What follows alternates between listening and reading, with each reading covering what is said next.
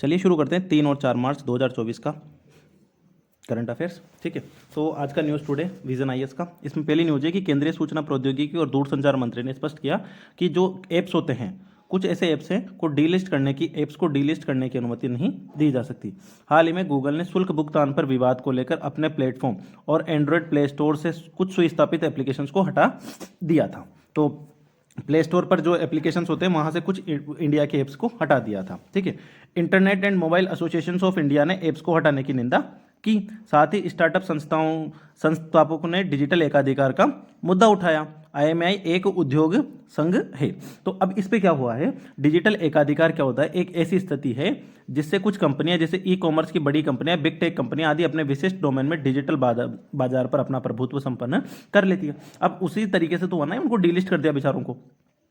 तो इससे क्या खतरे उत्पन्न होते हैं, तो इससे पहला खतरा तो यही उत्पन्न होता है कि प्रतिस्पर्धी विरोधी प्रथाएं, जैसे कि सेल्फ प्रेफरेंसिंग हो गया, थर्ड पार्टी ऐप्स को बैन कर देते हैं, अपने सेल्फ प्रेफरेंसिंग मतलब खुद के ऐप्स को ज़्यादा वो देते हैं। ठीक है, कंपनियों का विलय, एप्पल अपने आईफोन्स पर थर्ड पार्टी ऐप्स के इंस्टॉलेशन को प्रतिबंधित करता है। जैसे एप्पल अब जो होता है उस पर कोई और ऐप आता ही नहीं है, उसमें सारे एप्पल के ऐप चलते हैं। ठीक है, काइंड ऑफ दिस। सीमित उपभोक्ता विकल्प, यूजर्स को प्लेटफॉर्म छोड़ने और अन्य विकल्पों का उपयोग करने से रोकने के लिए डिजिटल फर्मों के एंटी स्टीयरिंग प्रावधान, जैसे जो ऐप स्टोर स्वयं की या उनसे अनुबंधित भुगतान प्रणालियों का उपयोग करते हैं। डेटा गोपनीयता और सुरक्षा से संबंधित चीजें आती हैं। ठीक है, अब डिजिटल एकाधिकार को रोकने के लिए एक तो हमने भारतीय प्रतिस्पर्धा आयोग, ये बहुत ज्यादा न्यूज में, इसको पढ़ लेना। ठीक है, तो भारतीय प्रतिस्पर्धा आयोग ये उद्यमियों द्वारा अपनाई जाने वाली प्रतिस्पर्धा रोधी प्रथाओं से भारतीय बाजारों की रक्षा करता है। और एक ये वैधानिक निकाय है, इसको प्रतिस्पर्धा अधिनियम 2002 के तहत स्थापित किया गया था। ठीक है, उपभोक्ता संरक्षण अधिनियम भी हम लोगों ने लाए हैं, और इसके अलावा डिजिटल पर्सनल डेटा प्रक्षण भी लाया गया है। ठीक है, ये वाले हमने क्या बोलते हैं, जो करंट अफेयर्स पीटी 365 पे उसमें कवर कर रखे हैं।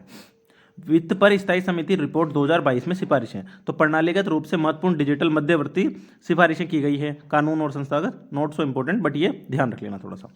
अगली न्यूज है जो इंपॉर्टेंट है थोड़ी सी, केंद्रीय सहकारिता मंत्री ने राष्ट्रीय सहकारी वित्त और विकास निगम का उद्घाटन किया। तो जो केंद्रीय सहकारिता मंत्री हैं उन्होंने राष्ट्रीय शहरी सहकारी वित्त और विकास निगम ये एक खोला गया है। ठीक है, इसका इन्होंने उद्घाटन किया। तो ये क्या है, तो ये भारत में शहरी सरकारी बैंकों के लिए एक अम्ब्रेला संगठन होगा। सहकारिता क्षेत्र के लिए एक स्व विनियामक संगठन के रूप में भी कार्य करेगा। ठीक है, अब इसमें अगर हम बात करें तो आरबीआई ने प्राथमिक शहरी बैंकों पर विश्वनाथन समिति की गठित की थी। इस समिति ने शहरी सहकारी बैंकों के लिए एक अम्ब्रेला संगठन की घोषणा मतलब सिफारिश करी। तो सिंपल सी बात है, किसकी, विश्वनाथन समिति की सिफारिश पर इसको गठित किया गया है। 2019 में आरबीआई ने यूएसबी क्षेत्र के लिए अम्ब्रेला संगठन हेतु national federation of urban cooperative banks and credit societies limited को विनियामक संबंधी मंजूरी दी। National federation of urban cooperative banks and credit societies limited, national federation of urban cooperative banks and credit societies limited. ठीक है, और इसमें NUFCDC जमा स्वीकार नहीं करने वाली NBFC के रूप में पंजीकृत है। याद रखना, इसको ये जमा स्वीकार नहीं कर सकती।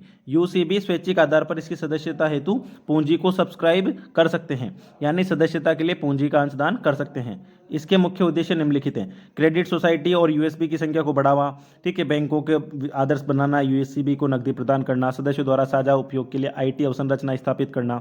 अगर हम शहरी सहकारी बैंकों की बात थोड़ी सी करें तो इन्हें प्राथमिक सहकारी बैंक कहा जाता है, और ये शहरी और अर्ध शहरी क्षेत्रों में स्थित होते हैं। इन्हें या तो राज्य सहकारी समिति अधिनियम या बहुराज्य सहकारी अधिनियम जो 2002 का है उसके तहत सहकारी समितियों को पंजीकृत किया जाता है। आप लोगों को सहकारी समितियों के बारे में अगर थोड़ा सा याद नहीं हो तो हमारा जो भाग B है, ठीक है, उसमें इनका प्रावधान किया गया है। बैंकिंग विनियमन अधिनियम 1949 के तहत आरबीआई इनके बैंकिंग कार्यों का विनियमन और प्रेक्षण करता है। सहकारी समितियों के राज्य केंद्रीय रजिस्ट्रार इनके संबंध में करते हैं। चलिए, सरकार ने 10 उत्पादों के भौगोलिक संकेतक की घोषणा की। तो पहले तो ये देख लेते हैं कि जीआई टैग क्या होता है, फिर देख लेंगे 10 की लिस्ट भी एक बार। ठीक है, चलिए, तो जीआई टैग का इस्तेमाल ऐसे उत्पाद जिनकी एक विशिष्ट भौगोलिक उत्पत्ति होती है और इसी कारण इन उत्पादों पर विशिष्ट गुण या ख्याति होती है। अंतर्राष्ट्रीय स्तर पर मान्यता देखें तो औद्योगिक संपदा की सुरक्षा के लिए जो पेरिस कन्वेंशन है उसके तहत जीआई को बौद्धिक संपदा अधिकार के रूप में शामिल किया गया है, ठीक है। और डब्ल्यूटीओ के ट्रिप्स में भी इसको कवर किया गया है। तो एक तो बौद्धिक संपदों के पेरिस कन्वेंशन में भी जीआई को जो जीआई टैग है उसको बौद्धिक आईपीआर माना गया है, और डब्ल्यूटीओ ने भी ट्रिप्स के तहत इसको आईपीआर माना है। और भारत में इसके लिए वस्तुओं का भौगोलिक संकेतक अधिनियम 1999 इसके लिए है। इसमें कृषिगत, प्राकृतिक या निर्मित उत्पादों को मान्यता दी जाती है। भौगोलिक संकेतक रजिस्टर हमारे यहाँ पर इसका पंजीकरण कार्यालय है, 10 साल के लिए दिया जाता है, ध्यान रखना, और इसका नवीनीकरण कराया जा सकता है। उद्योग संवर्धन और आंतरिक व्यापार विभाग वाणिज्य और उद्योग मंत्रालय के तहत इसका नोडल विभाग है, ठीक है। उद्योग क्या है, महत्व क्या है, तो उसको विशिष्टता मिलती है। चलिए 10 की देखें तो ओडिशा में है, ओडिशा का है कटक रूपा तारकाशी, इसको सिल्वर फिलिग्री भी कहते हैं। और यह इराक, इसका उपयोग इराक लगभग 3500 ईसा पूर्व में मेसोपोटामिया में आभूषण निर्माण में किया जाता था। आज भी इराक मिस्र में तेल कार्य काम के रूप में प्रचलित है। ये कलाकारी फारस से इंडोनेशिया होते हुए कटक पहुंची। तो ओडिशा कटक रूपा तारकशी सिल्वर फिलिग्री और आभूषण बनाने में काम में आने वाली चीज। पश्चिम बंगाल का बांग्लार मलमल कपास से बना पारंपरिक हथकरघा शिल्प है। आंध्र प्रदेश का नरसापुर क्रोशिया लेस उत्पाद धर्म प्रचारकों के द्वारा यूज किया जाता है। मध्य प्रदेश का रतलाम रियावन लहसुन। असम का माजुली मास्क और माजुली पांडुलिपि चित्रकला, वैसे ये माजुली से आपको समझ में आ गया होगा। त्रिपुरा का रीशा वस्त्र। तेलंगाना हैदराबाद की लाख चूड़ियाँ। गुजरात कच्छ रोगन शिल्प, अंबाजी सफ़ेद संगमरमर, गुजरात के दो हैं याद रखना, कच्छ रोगन शिल्प और अंबाजी सफ़ेद। इनका निर्माण तब होता है जब चूना पत्थर के कृष्ट के नीचे पुनः क्रिस्टलीकृत हो जाते हैं। तो ये 10 की लिस्ट है। चलिए अगला आते हैं, सीमा पार विप्रेषण पर मंत्री स्तरीय घोषणा पत्र का मसौदा तैयार किया गया। तो 4 देशों, ये ध्यान रखना, 4 देश हैं अभी, भारत, बांग्लादेश, नेपाल और श्रीलंका का एक संयुक्त घोषणा पत्र है। तो सीमा पार विप्रेषण, ठीक है, इसे क्या बोलते हैं, जो विश्व व्यापार संगठन की वित्तीय सेवाओं के व्यापार पर समिति को प्रस्तुत किया है। घोषणा पत्र में क्या है इसमें, तो ये सामाजिक आर्थिक महत्व विप्रेषण का 2023 में विश्व का 78% विप्रेषण कम और मध्यम आय वाले देशों से प्राप्त हुआ है। SDG 10C की प्रतिबद्धता के अनुसार 2030 तक विप्रेषण रेमिटेंस देने लेने की लागत भेजने वाले 3% से कम करना, विप्रेषण के तरीकों को 2030 तक कम करना, ये तो ठीक है, ठीक है। हाँ, विप्रेषण क्या होता है ये समझ लो। रेमिटेंस वो धन होता है जिसमें एक प्रवासी व्यक्ति अपने मूल देश में परिवारों और मित्रों को भेजता है। 2023 में विश्व में सबसे अधिक 125 अमेरिकी डॉलर भारत को सबसे ज़्यादा मिलता है, ये तो हमें पता ही है। कई परिवारों के लिए शायद जन्म होता है, बाह्य वित्त विदेशी पूंजी निवेश की तुलना में अधिक स्तर होती है, ठीक है। चिंता क्या है, अगर हम ज़्यादा डिपेंडेंसी रहेगी, मान लो कि विप्रेषण बंद हो जाए एक तरीके से, तो प्रवासियों की मानवीय दशा की उपेक्षा की जाती है, ठीक है। CTPS क्या है, वित्तीय सेवाओं के व्यापार पर समिति के बारे में अगर हम बात करें तो WTO तथा सेवा व्यापार परिषद की सहायक संस्था है, ठीक है। और इसको गेट्स, ठीक है, उसके तहत किया गया है। 4 देश है इसमें, समझ में आ रहा होगा, इंडिया है, ये बांग्लादेश है, ये नेपाल है और ये श्रीलंका है। चलिए नीति आयोग ने, हाँ ये इंपॉर्टेंट थोड़ा सा, फसल उत्पादन कृषि इनपुट मांग और आपूर्ति रिपोर्ट जारी करी है। किसने करी है, नीति आयोग ने। तो इस रिपोर्ट में क्या कहा है कि कृषि के सकारात्मक पहलू क्या है, अधिकांश खाद्य उत्पादों की मांग घरेलू उत्पादन से पूर्ति हो जाती है, खाद्य तेलों और दालों का आयात करना पड़ता है। कृषि निर्यात लगातार बढ़ रहा है, निर्यात किए जाने वाले उत्पादों में बदलाव हो रहा है। भारत विश्व में चावल का सबसे बड़ा निर्यातक देश है, विश्व में कुल निर्यात में भारत की 40% हिस्सेदारी है। तो ध्यान रखना, सबसे ज्यादा चावल निर्यात कौन कर रहा है अभी आज के देश में, हम।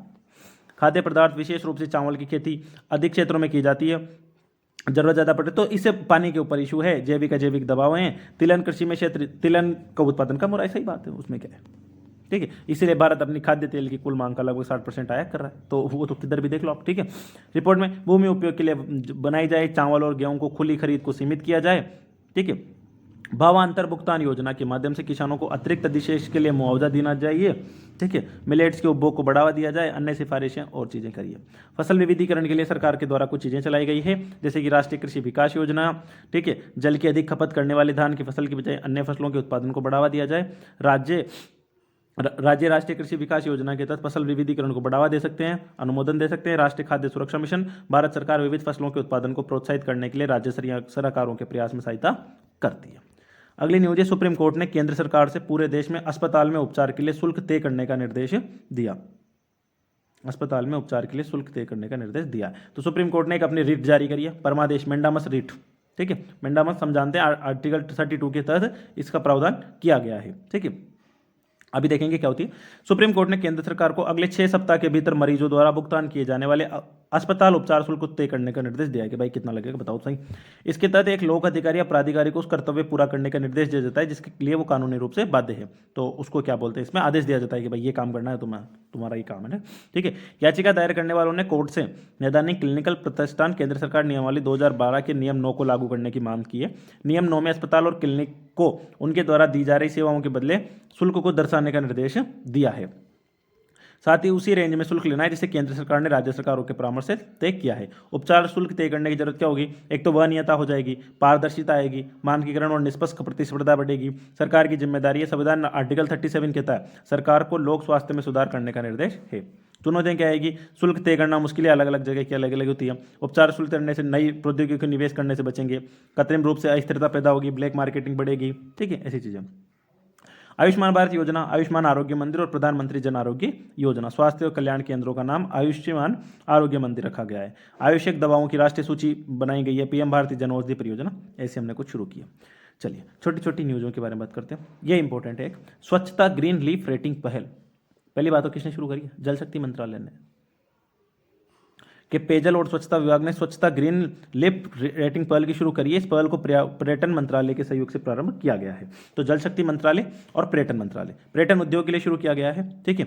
और स्वच्छता ग्रीन लीफ रेटिंग ये क्या करेगी, 5 rating certificate of recognition Madhya Pradesh के 22 रिसोर्ट्स को प्राप्त हुआ है। तो ये जो मध्य प्रदेश का 22 रिसोर्ट्स है वहाँ को 5 रेटिंग दी गई है। तो एक प्रकार की रेटिंग प्रणाली है, इसमें बताया जाएगा कि भाई यहाँ पर जाओ, ये घूमने लायक मस्त जगह है। ये मिशन लाइफ के तहत ट्रेवल फॉर लाइफ के कार्यक्रम के अनुरूप है। तो ट्रेवल फॉर लाइफ, चलिए। तो स्वच्छता ग्रीन लीफ रेटिंग क्या बोलते हैं, जल मंत्री याद रख लेना, जल शक्ति मंत्रालय। भारतीय फार्माकोपिया, तो निकारागुआ, याद करो लेटिन अमेरिका का एक देश है, ठीक है। निकारागुआ भारतीय फार्माकोपिया आईपी को मान्यता देने वाली स्पेनिश भाषा पली देश बन गया है। तो भारत फार्माकोपिया को भारत में निर्मित या बिक्री वाली दवाओं के मानकों की आधिकारिक पुस्तक के रूप में मान्यता प्राप्त है। तो भारतीय फार्माकोपिया क्या एक बुक है जो भारत में निर्मित या बिक्री वाली दवाओं के मानकों की आधिकारिक पुस्तक है, ठीक है। भारतीय फार्माकोपिया का प्रकाशन भारतीय फार्माकोपिया आयोग करता है। इसे ड्रग्स और कॉस्मेटिक एक्ट 1940 के तहत बनाया गया है, ठीक है। अगर ये केंद्रीय और स्वास्थ्य परिवार मंत्रालय के तहत एक स्वायत्त संस्थान है। चलिए अगला देखते हैं, ग्लोबल रिसोर्सेज आउटलुक, किसने रिलीज करी है ये रिपोर्ट, तो ये यूएनईपी ने करी है, ठीक है। बैंड द ट्रेंड, ये इसके रिपोर्ट का शीर्षक है, bend the trend pathways to a लिवेलेज प्लेनेट एंड रिसोर्स, कोई इंपॉर्टेंट नहीं। इस रिपोर्ट में रेखांकित किया गया है कि पृथ्वी के तीसरे संकट ट्रिपल प्लेनेटरी क्राइसिस के लिए एजेंडा 2030 और बहुपक्षीय पर्यावरण समझौतों को प्रभावी तरीके से लागू। तीसरे संकट से क्या आश्रय, जलवायु परिवर्तन, प्रदूषण और जैव विविधता की हानि, तीनों हैं, जलवायु परिवर्तन, प्रदूषण और जैव विविधता की हानि। डबल यूज गुड्स, तो भारतीय सुरक्षा एजेंसियों ने दोहरे उपयोग वाली वस्तुओं से लदे होने में संदेह में एक जांच को मुंबई बंदरगाह पर किया है। तो अभी आप लोगों ने सुना भी होगा ना कि एक जांच पाकिस्तान का चाइना जा रहा था जिसमें वो कुछ खतरनाक सामान थे। तो ऐसी वस्तुएं जिन्हें सैन्य और असैन्य दोनों क्षेत्रों में उपयोग लाया जाता है उन्हें कहते हैं, जैसे कि रासायनिक पदार्थ, परमाणु सामग्री। अब इनका अच्छे में भी यूज, बुरे में भी यूज। दोहरे उपयोग वाली वस्तुओं को विदेशी व्यापार नीति 2023 के तहत विशेष रसायन, जीव सामग्री, उपकरण और प्रौद्योगिकी के रूप में वर्गीकृत किया जाता है। दोहरे उपयोग वाली वस्तुओं का निर्यात या तो प्रतिबंधित है या उसे तब तक निर्यात किया जा सकता है जब तक कि विशेष रूप में अनुमति नहीं दी गई हो। ये वस्तुएं वाशनार अरेंजमेंट द्वारा भी विनियमित है। वाशनार अरेंजमेंट क्या है, तो ये पारंपरिक हथियारों और दोहरे उपयोग वाली वस्तुएं प्रौद्योगिकी के लिए एक स्वच्छ बहुपक्षीय निर्यात नियंत्रण व्यवस्था है और हम जानते हैं कि भारत क्या बोलते हैं इस व्यवस्था का सदस्य है। चलिए अगला देखते हैं केवम क्लाउड। तो केवम क्लाउड क्या है, नासा ने मेक्सिको की खाड़ी और फ्लोरिडा के तट पर केवियम क्लाउड की फोटो शेयर किया। तो अगर आप वो थोड़ा सा मैप अगर आप लोगों ने देख रखा है वहाँ का, ठीक है, तो वहाँ पर इस तरीके से वो बन रही हुई है, ठीक है, मेक्सिको की खाड़ी। तो यहाँ पर है केवम क्लाउड क्या होता है, पहली बात तो ये देखते हैं। इन्हें होल पंच क्लाउड या फॉल स्ट्रिक क्लाउड भी कहते हैं, होल भी कहते हैं। ये क्लाउड तब बनते हैं जब विमान कपासी मध्य मेघ के किनारों से होकर उड़ान भरते हैं। याद रखना, ये क्लाउड तब बनेंगे जब विमान कपासी मध्य मेघ एल्टो क्यूमुलस क्लाउड के किनारों से होकर के उड़ान भरते हैं। कपासी मध्य मेघ वास्तव में मध्य स्तरीय बादल होते हैं। इनमें अत्यधिक ठंडी जल की बूंदें होती है, जल के हिमांक बिंदु से नीचे लेकर फिर भी द्रव अवस्था में। जैसे वायु विमान के चारों ओर घूमती है, रुद्रोष्म विषा एडिबायोटिक एक्सपेंशन नामक एक प्रक्रिया के कारण जल की बूंदें बर्फ के क्रिस्टल के रूप में जम जाती है। जब बर्फ के क्रिस्टल बहुत भारी हो जाते हैं और आकाशीय भूमि की तरफ गिरने लगते हैं तो इसके कारण बादल की परत में एक छेद हो जाता है। तो इसी को हम कहते हैं केवम क्लाउड। तो देखो बादल की परत में एक छेद सा हमें ऐसा कुछ दिख रहा है। अगला है वर्ल्ड पॉवर्टी क्लॉक। तो वर्ल्ड पॉवर्टी क्लॉक पर नवीनतम आंकड़ों के अनुसार भारत में चरम निर्धनता को अपनी आबादी के 3% से नीचे लाने में सफलता प्राप्त की है। तो वर्ल्ड पॉवर्टी क्लॉक में चरम निर्धन, इसका तात्पर्य भारत की केवल 3% से कम आबादी चरम निर्धनता में जीवन यापन कर रही है। तो भारत की 3% से भी कम आबादी, मतलब अब आप सोच लो इतने सारे लोगों में से इसको कौन निकालता है, तो वर्ल्ड डेटा लैब ने इसको विकसित किया था। चरम निर्धनता को समाप्त करने की दिशा में प्रगति पर नजर डालती है। अंतर्राष्ट्रीय कृषि विकास कोष तथा जर्मनी के federal ministry for economic cooperation development द्वारा वित्त पोषित है। तो वर्ल्ड पॉवर्टी क्लॉक। हंगुल, ये क्या बोलते हैं, उधर मिलता है जम्मू कश्मीर की तरफ। रूटिंग सीजन के दौरान हंगुल द्वारा आवाज निकालने से उनकी आबादी बढ़ने से संबंधित संकेत मिल रहे हैं। तो इस समय क्या बोलते हैं, वो आवाजें कर रहे हैं, तो लगता है कि भाई है, ठीक है। बसंत माह में उनकी आबादी 300 की संख्या को पार कर जाएगी। हम देखो 300 की संख्या पार करके कुछ और। रूटिंग सीजन क्या है, सीजन में नर जीव प्रजनन के लिए सक्रिय होते हैं, तो ये उनका प्रजनन का समय है भाई। क्रिटिकल इंडेंजर्ड होना ही है, 300 ही बच रहे हैं। अनुसूची 1 में ही रहेंगे। राष्ट्रीय प्रजाति पुनर्प्राप्ति कार्यक्रम चलाया गया था। कश्मीर के स्थानिक जीव हंगुल मध्य एशियाई लाल हिरण की उपप्रजाति है। मादा हंगुल के सींग नहीं होते, पॉइंट टू भी नहीं लोट। मादा हंगुल के सींग नहीं होते। मात्रात्मक समाज होता है, मादा हंगुल झुंड का नेतृत्व करती है, लाइक दैट हाथी। विश्व में अंतिम व्यवहार्य आबादी दाचीगम राष्ट्रीय उद्यान में मिलती है। ये तराल वन्य जीव अभ्यारण्य में भी पाए जाते हैं, ठीक है। तो दाचीगम भी जम्मू कश्मीर में, तराल भी जम्मू कश्मीर में ही होना चाहिए। इन्हें बचाने के लिए प्रोजेक्ट हंगुल चलाया जा रहा है। इसके अलावा जम्मू कश्मीर का राजकीय पशु भी है। त्रिपुरा में त्रिपक्षीय समझौता हुआ है, किसके बीच में, भारत सरकार होगी, त्रिपुरा सरकार होगी। The indigenous progressive regional alliance, तो वहाँ का ही है, ठीक है, तथा अन्य हितधारकों ने एक त्रिपक्षीय समझौते पर किया है। त्रिपुरा के देशज लोगों के इतिहास, भूमि संबंधी राजनीतिक अधिकारों, ठीक है, सभी समस्याओं का स्वादपूर्ण ढंग से समाधान करना, पारस्परिक रूप से संबंध बिंदुओं को लागू करने के लिए कार्य किया जाएगा। त्रिपुरा में त्रिपक्षीय समझौता हुआ है। अगला देश है एक मॉरिशस। तो अगर इसकी मॉरिशस की थोड़ा सा देखोगे तो यहाँ पर पोर्ट लुइस आपको दिख जाएगा, ठीक है, इधर मेडागास्कर दिख जाएगा, और यहाँ पर आपको क्या बोलते हैं, ये हल्का सा मॉरिशस दिखेगा, ठीक है। चलिए अगर हम थोड़ा सा देखें तो कौन से ओशन में आएगा ये, हिंद महासागर, इंडियन ओशन में। तो भारत और ओशन के प्रधानमंत्रियों ने मॉरिशस के अगलोका द्वीप, तो ये द्वीप का नाम याद रख लेना, अगालेगा द्वीप पर नई हवाई पट्टी और 6 सामुदायिक विकास योजनाओं का संयुक्त रूप से। तो अगालेगा द्वीप किसका है, मॉरिशस का। अगालेगा ये हिंद महासागर में स्थित एक द्वीप है। ये अफ्रीका के दक्षिणी पूर्वी तट पर स्थित है। इसका निकटतम पड़ोसी फ्रांसीसी द्वीप रियूनियन है, ठीक है। ज्वालामुखी द्वीप है, प्रवाल भित्ति वाला है, सेंटर ऑफ प्लांट डाइवर्सिटी से ये है। ये मेडागास्कर हिंद महासागर द्वीप समूह जैव विविधता का हॉटस्पॉट है। ग्रैंड नदियाँ तो कोई काम की नहीं यहाँ पर। चलिए, तो इसी के साथ में 17 मिनट में हमारी आज का न्यूज़ टुडे खत्म होता है। धन्यवाद आप सभी का।